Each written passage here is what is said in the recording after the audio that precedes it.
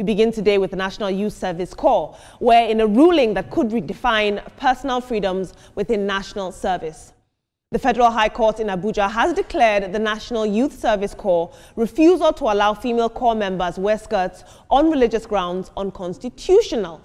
Now, in a landmark judgment, Justice Hawa Yilwa sided with two former corps members, Ogunjobi Blessing and Ayuba Vivian, who argued that being forced to wear trousers violated their Christian faith.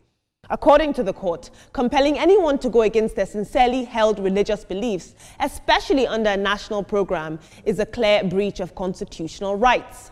The women who were denied opportunity to complete the NYSC scheme for refusing to wear trousers have now been vindicated, and the court not only declared the NYSC uniform policy discriminatory, but also ordered the agency to recall the two women and issue them their service certificates. But as the NYSC grapples with deeper issues, from unpaid allowances and poor postings to complaints of neglect, a lot of people are asking, in the grand scheme of national service reform, is this the change that truly matters? If you ask me, I think the NYSC should strive for uniformity beyond clothing. There are many more reforms that require urgent attention, so we have to prioritize the right reforms. Let's take a look at social media. Isaiah Bukumi says, "We say no to skirts for anyone that wants to serve at NYSC.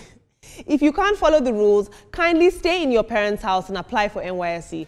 Exemption letter, you'll be issued by NYSC certificate after a year without any remuneration. NYSC is not mandatory. Hashtag say no to NYSC skirts." Take one more tweet. Charlie Bobo says, "The way Nigerians take religious matters so serious, if they channel that energy of the country into the country's economy and growth, we'll definitely be the best country in the world." And the NYSC judgment, I am not too in support of it because Nigeria is a secular state. NYSC is a program put together by the secular state. It's just like a mini military. You know, will these girls say the same thing if they were in the army?